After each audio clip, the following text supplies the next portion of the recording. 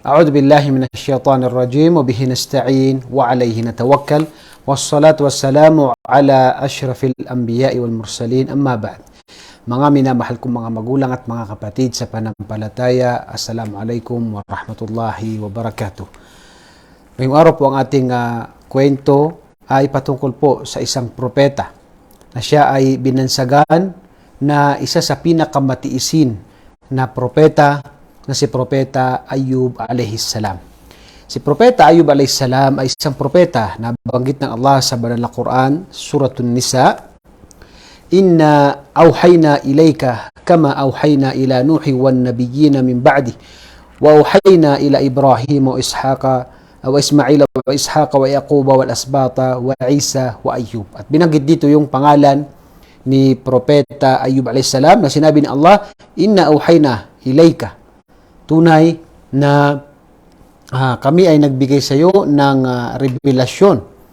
Kama awhayna ila Nuh, katulad ng pagbaba ng revelasyon kay Propeta Nuh alayhis salam, ganun din sa mga propeta. At binanggit dito ay ganun din si Isa at saka si Ayub sa huling aya na binanggit dito na si Propeta Ayub alayhis salam ay isa ring propeta na ipinadala ng Allah subhanahu wa ta'ala. Nabanggit ng mga ulama na siya ay mula sa angkan ni Propeta Ibrahim alayhis salam sa angkan ni Is.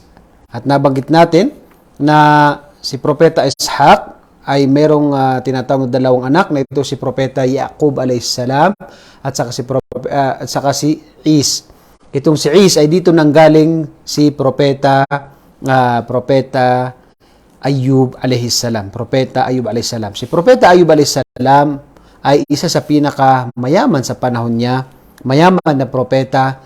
Napakarami niya mga pananim, mga alaga, at ganoon din marami siyang mga anak at marami siyang mga kamag-anak na nagmamahal sa kanya. So yan ay isa sa mga katangian ni Propeta Ayub alayhis salam bago pa siya subukan o bigyan ng pagsubok ng Allah subhanahu wa ta'ala.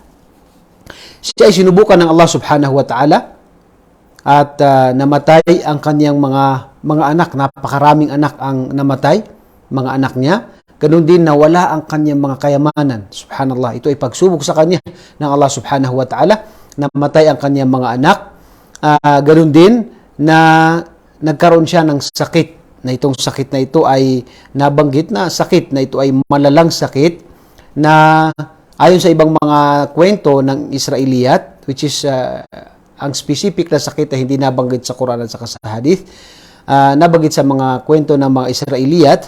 Ang Israeliyat ay yung mga naunang mga kasulatan, ito yung Torah at saka yung Injil ni Propeta Musa at saka ni Propeta Isa alayhis salam. At nabanggit dito ay naluma ang kanyang katawan.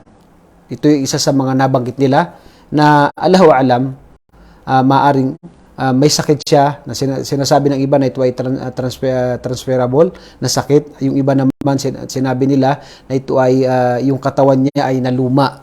So mayroon siyang isang sakit. Ang pagsubok sa kanya, nagkaroon siya ng sakit na pangalawa, namatay ang kanyang mga anak. Tapos ang kanyang mga pamilya, yung mga kayamanan niya ay nawala lahat. Yung kanyang mga kayamanan ay nawala lahat. Yan ay pagsubok sa kanya ng Allah subhanahu wa ta'ala. Katulad sa sinabi ng propeta sallallahu alaihi wasallam na ashaddu nasi balaan al-anbiya thumma as-salihuna thumma al-amthal. Sa ibang mga riwaya, sinabi ng propeta sallallahu alaihi wasallam na ang pinakamatinding mga pagsubok sa mga tao ay sila ang mga propeta dahil sila yung pinakamataas na iman, ang mga propeta, thumma as-salihun at saka yung mabubuting tao, at pagkatapos ay sila yung tinatawag na mga katulad nila. At dito makikita natin sa hadith ng propeta sallallahu alaihi wasallam na ang pinakamaraming pagsubok ay sila ng mga propeta. Nakikita natin si Propeta Muhammad sallallahu alaihi wasallam ay napakaraming mga pagsubok. Hindi ibig sabihin ang tao ay sinusubukan ng Allah subhanahu wa ta'ala para siya ay parusahan. Ngunit ang pagsubok ng Allah subhanahu wa ta'ala ay dalawang klase. Pagsubok sa tao para siya ay bumalik kay Allah at para siya ay gantimpalaan sa paraiso ng Allah subhanahu wa ta'ala at patawarin ang kanyang mga kasalanan kapag siya ay nagtiis nagtiis sa mga pagsubok ng Allah subhanahu wa ta'ala. Pero kapag siya ay sumuway, hindi nagtiis at sinisini ang Allah, yan ay kaparusahan sa kanya.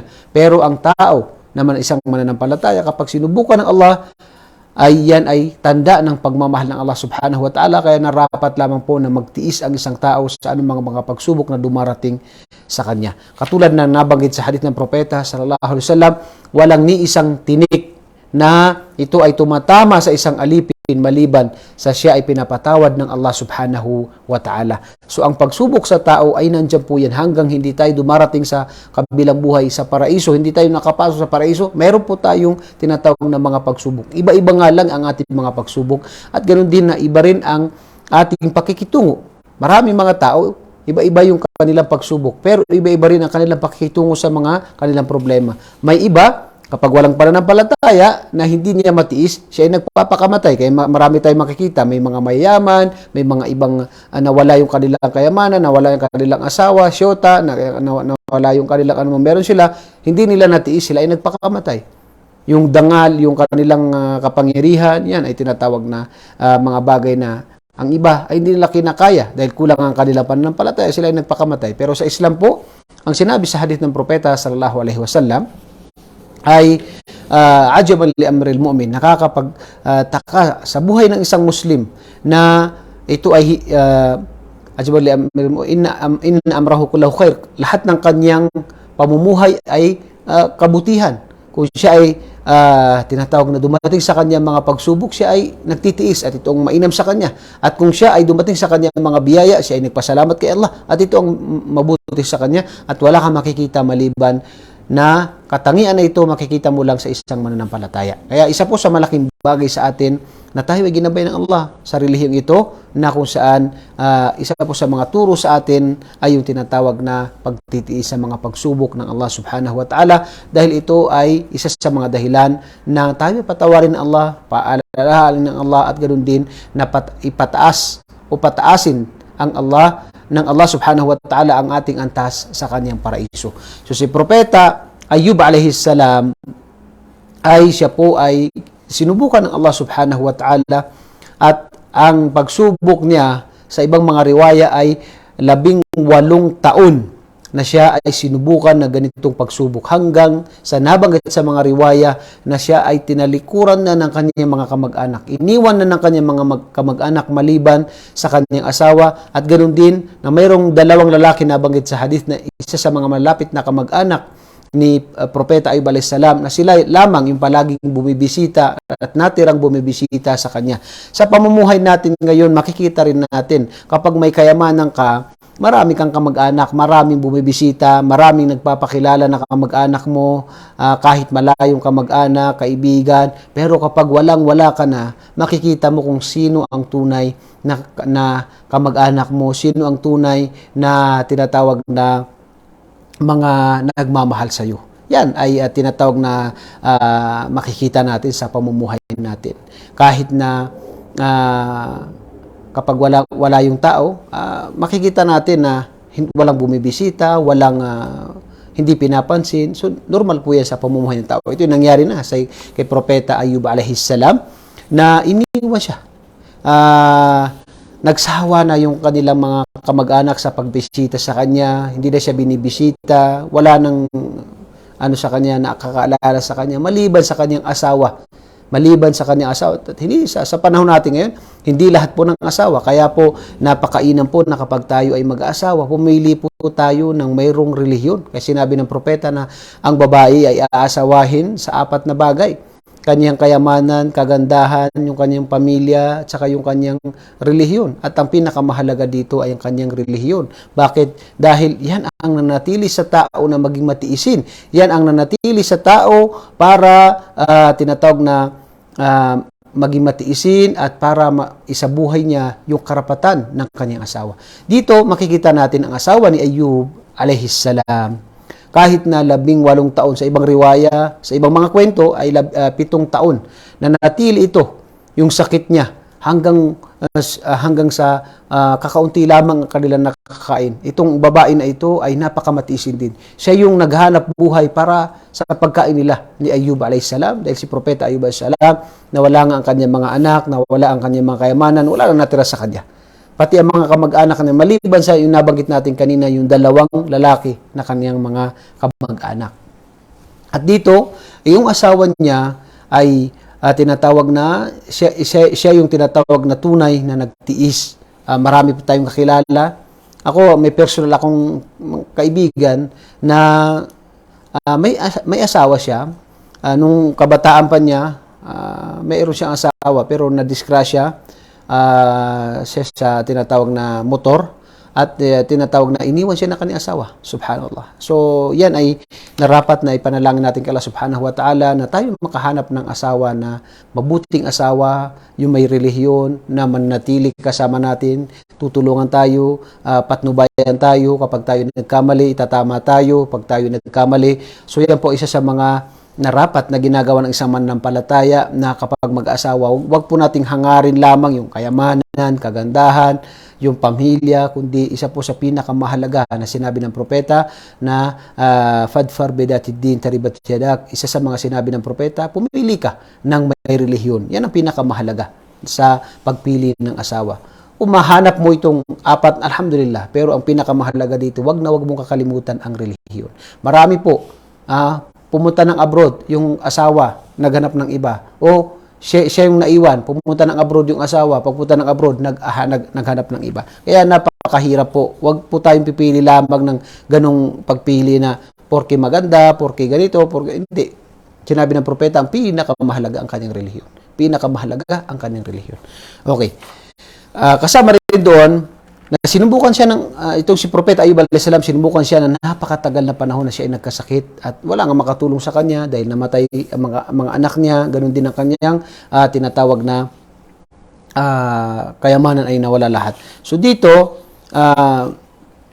ang asawa ni Ayub alayhis salam, isang araw ay wala silang makain, wala silang kakayahan at humina na itong babae na ito. Wala silang makain, kaya naisipan niya, naibenta niya yung kanyang buhok at nabanggit sa mga riwaya na napakaganda ng buhok ng asawa ni Propeta Ayub alayhis salam.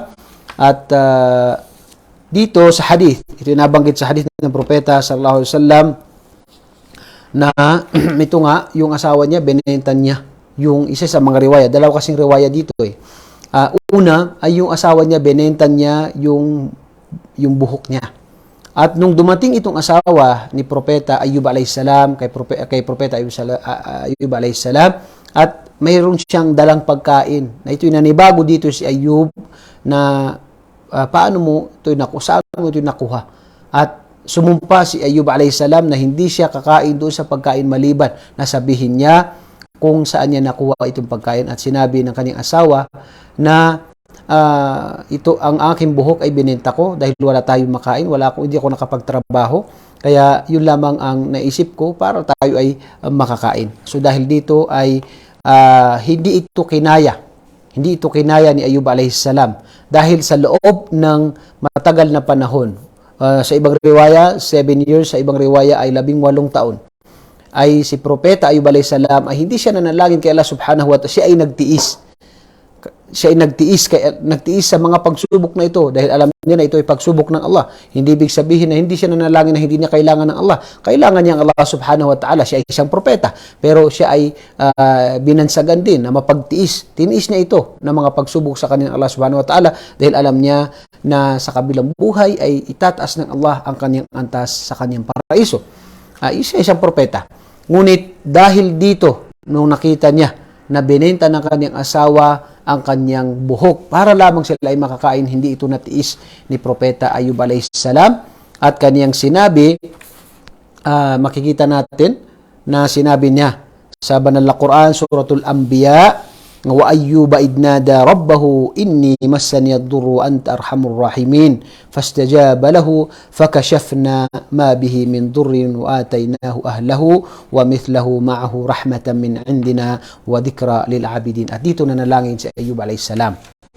Sa ibang riwaya nabanggit sa hadith na mayroong dalawang kamag-anak si Ayub alayhis salam na itong dalawang ito ay sinabi ng isa sa kanila siguro ang dahilan kung bakit napakatagal itong pagsubok o parusa o pagsubok kay Ayub ay dahil sa siya ay gumawa ng kasalanan. Sigurado yan, sabi niya, nakakasigurado ako na nakagawa siya ng malaking kasalanan kaya matagal na pinarusahan siya ng Allah subhanahu wa ta'ala. Yan ay sinabi ng isa, yung nabanggit natin na dalawang lalaki na patuloy na bumibisita sa mga kamag-anak ni Ayub alayhis salam sa kanya. Yung isa sa kanila ay hindi nakapagtiis at binanggit niya ito kay Ayub alayhis salam at sinabi ni Ayub alayhis salam na wala akong naalala o naalala, na alam na ginawa ko na malaking kasalanan, kaya ako ay pinarusahan ng Allah subhanahu wa ta'ala at dahil dito ay nanalangin siya kay Allah subhanahu wa ta'ala na pagalingin siya. At dito makikita natin, sinabi ni Ayub, wa Ayub idnada, at si Ayub, na tinawag niya ang Allah subhanahu wa ta'ala, siya ay nanalangin, inni masanyadur, mayroong mga dumating sa akin na sakit at saka yung namatay ang aking pamilya, mga kamag-anak at saka yung kayamanan ko, wa anta arhamur rahimin, at ikaw ang pinakamahabagin, pinakamaawain at pinakamahabagin. Fastajaba lahu fakashafna ma bihi min dur, at pinagaling siya ng Allah subhanahu wa ta'ala. Sa ibang aya sa surah As-Sad, wadhkur abdana Ayyub idnada rabbuhu, at alalahanin mo na ang alipin namin na si Ayub alayhis salam, si Propeta Ayub, na tinawag niya ang kanyang Panginoon. Siya inanalangin kay Allah subhanahu wa ta'ala at ganun nga ay binigay sa kanya, sabi ito, warkud birijlik hada mughtasilun baridun wa syarabu wa wahabna lahu ahlahu wa mithlahu ma'ahu. At dito pinagaling siya ng Allah subhanahu wa ta'ala, nanalangin siya kay Allah subhanahu wa ta'ala. Isa ito sa dapat nating malaman, na magtiwala lamang tayo kay Allah subhanahu wa ta'ala ng tunay na pagtitiwala at buong-buo na alam natin na kay Allah subhanahu wa ta'ala lamang ang may kapangyarihan na magbigay ng gamot sa anumang sakit at anumang mga pagsubok. Ay si Allah subhanahu wa ta'ala lamang ang may kakayahan na magpagaling sa mga bagay na ito. Kaya patuloy nung nanalangin si Ayub alayhis salam at sinabi niya na ikaw ang pinakamaawain. Isa ito sa dapat din natin maalala dun sa lecture natin sa Aqidah, na isa sa mga dapat na ginagawa ng nagdudua, nanalangin, ay banggitin niya yung mga pangalan at katangian ng Allah subhanahu wa ta'ala. Katulad nito na pinuri niya, anta arhamur rahimin, ikaw ang pinakamaawain, pinakamahabagin. At dahil dito, kabilang yan sa mga sunna na dapat gawin bago tayo manalangin, ay purihin natin ang Allah subhanahu wa ta'ala. Ganon, binigay sa kanya, pinagaling siya ng Allah subhanahu wa ta'ala at ibinalik sa kanya ang kanyang dating katawan at dating mukha ng kanyang kabataan. Ganon din na pagkatapos ay ibinalik sa kanya yung kanyang mga anak. Sa ibang riwaya ay binuhay ang kanyang mga anak. Sa ibang riwaya ay biniyayaan siya ng Allah subhanahu wa ta'ala ng panibagong maraming mga anak, at ganoon din na binigyan siya ng maraming kayamanan na katulad no, mas maganda pa sa mga naunang niyang kayamanan at mas marami pa sa kanyang mga naunang mga anak. At dito makikita natin na warkud birijlik hada muqtasilun baridun wa syarab. Paano siya gumaling? Sa ibang mga riwaya nabanggit na si Ayub alayhis salam ay lumalabas lamang siya kapag siya ay pupunta sa tinatawag na palikuran, kapag siya ay pupunta ng palikuran. Pero isang araw ay wala doon ang kanyang asawa na tumutulong sa kanya pag siya ibabalik na mula sa palikuran, pupunta sa kanyang bahay. Ganun na tinawag siya ng Allah subhanahu wa ta'ala dahil wala doon ang kanyang asawa. At dito sinabi na urqud birijlik, ibig sabihin ipalo mo ang iyong paa sa lupa at lalabas doon, wahada muqtasilun baridun wa syarab, at lumabas dito ang tubig. Sa ibang riwaya ay merong tubig na lumabas dito na yun ang ininom niya, at sa ibang riwaya 2 tubig ang lumabas na kabilang dito ang tubig na kanyang ipinaligo at kung saan bumalik ang kanyang katawan, gumaling siya sa kanyang sakit. Kaya isa sa mga nabanggit na dumating ang kanyang asawa ni Ayub, at nakita niya ang isang napakagwapong lalaki.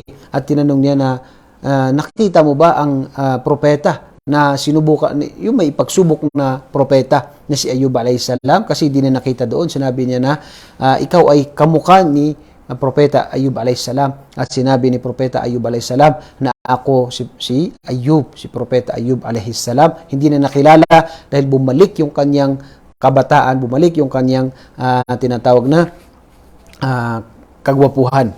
Ganun din na nabanggit dito sa aya, wa ataynahu ahlahu, at sinabi ng mga mufassirun na ang kanyang asawa ibinalik din sa kanyang kabataan. Subhanallah, ito ay biyaya, gantimpala ng Allah subhanahu wa ta'ala sa mga taong matiisin.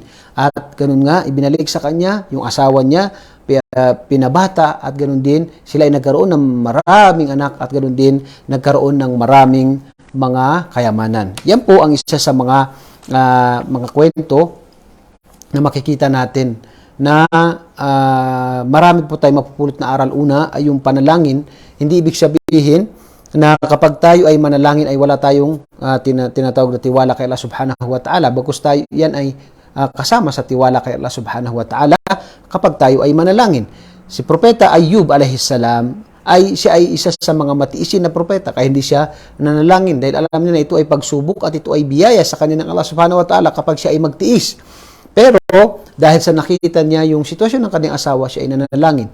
At kabilang ito sa makukuha natin dito, makikita natin na sinabi ng Allah, fakashafna, ibig sabihin ay fastajabna, tinanggap namin ang kanyang panalangin at siya ay pinagaling namin. So kabilang dito na ang tunay na panalangin, tayo ay manalangin lamang kay Allah subhanahu wa ta'ala, magtiwala lamang kay Allah subhanahu wa ta'ala. Yan ang kabilang sa unang aral na mapupulot natin dito. Ganun din na ang mga pagsubok sa atin ay nandyan po yan. Pero hindi po ibig sabihin na tayo ay sinubukan ng Allah, tayo ay hindi mahal ng Allah. Bagkus yan ay kadalasan yan ay pagmamahal ng Allah subhanahu wa ta'ala, gaya po na nabanggit sa hadith na walang isang tinik na dumidikit sa isang tao, tumatama sa isang tao maliban siya pinapatawad ng Allah kung ito siya ay magtiis. Kaya anumang pagsubok na dumating sa atin ay nararapat na tayo ay magtiis kay Allah subhanahu wa ta'ala, dahil sinabi ng Allah, inna ma'al usri yusra, katotohanan na pagkatapos ng kahirapan ay kaginhawaan. So tayo po ay maaring subukan ng Allah, pero nag-promise po ang Allah na kapag tayo ay magtiis, ay tunay na ito ay gagantipalaan tayo ng Allah subhanahu wa ta'ala, at tayo ay kanyang gagantipalaan. Inna ma'al usri yusra. Katotohanan pagkatapos ng kahirapan ay kaginhawaan. At isa po sa mga aral na mapupulot natin dito, ganun din na yung pagsumpa ni Propeta Ayub alayhi salam na siya ay magbibigay ng papaluin niya itong asawa niya.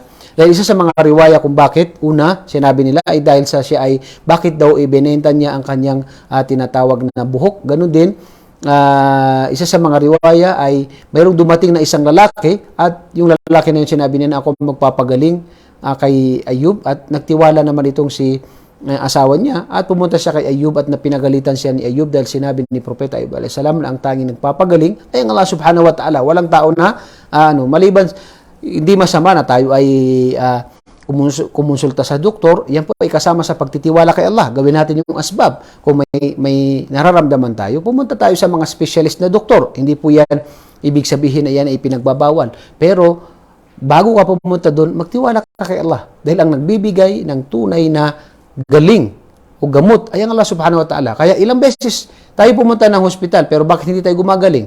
Bakit hindi kinaya? Ilan ang may sakit na magagaling na doktor sa mundo ang mga doktor, pero hindi gumaling. Bakit? Dahil ang bibigay ng gamot ay ang Allah subhanahu wa ta'ala. Ang tanging nagbibigay ng gamot sa lahat ng sakit at lahat ng problema ay ang Allah subhanahu wa ta'ala. Pero hindi ibig sabihin na hindi natin gagawin yung makakatulong sa atin. Gawin natin yung makakatulong sa atin. Kung halimbawa, naramdaman natin na may masakit sa atin at ito ay nagtagal ng 1 linggo, 2 linggo, at hindi nawawala, pumunta tayo sa doktor. Pero kabilang doon ay yung tiwala kay Allah. Manalangin tayo kay Allah at tayo ay magtiwala kay Allah dahil siya lamang ang nagpapagaling sa anumang klase ng sakit. So dito, siya ay sumumpa, si Ayub alayhi salam, at dahil dito ay inutusan siya ng Allah subhanahu wa ta'ala na kumuha siya 100 na yung tinatawag na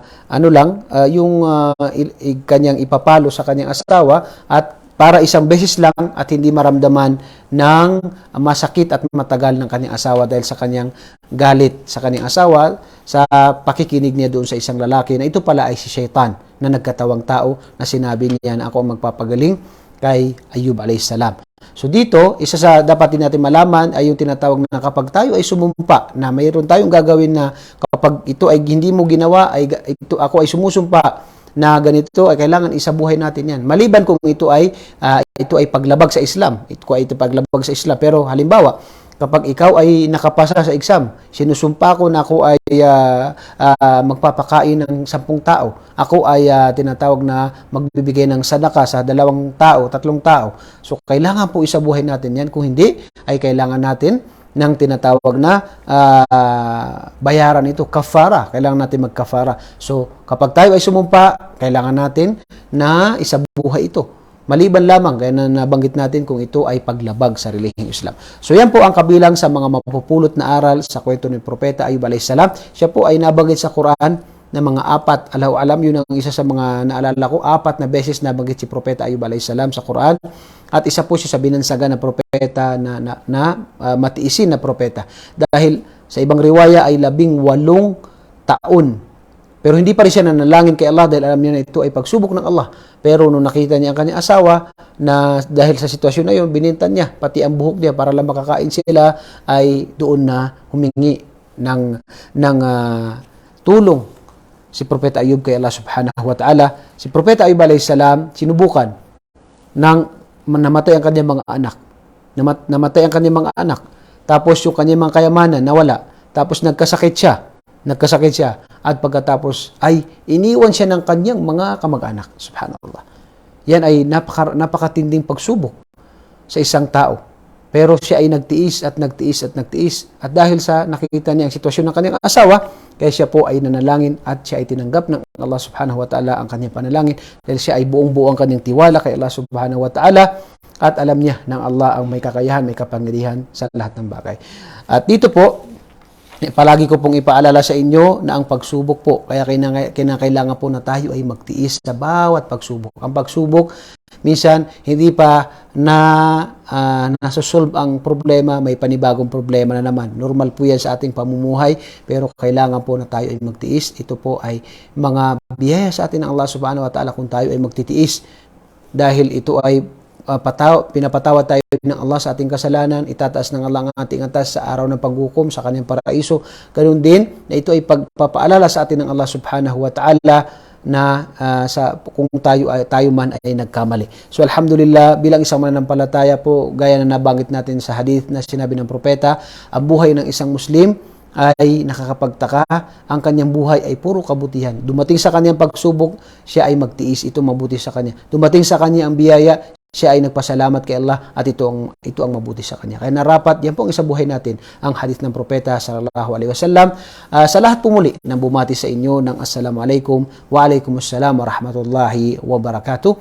At ganun din sa lahat po ng sumusubaybay ay pinapayuhan ko po ang aking sarili at kayo na palagi po alalahanin natin yung mga aral na mapupulot natin sa mga kwento na ito at isabuhay natin inshallah at ito ay bahagi natin. Sa muli ako po ay nagpapasalamat sa inyo. Assalamualaikum warahmatullahi wabarakatuh.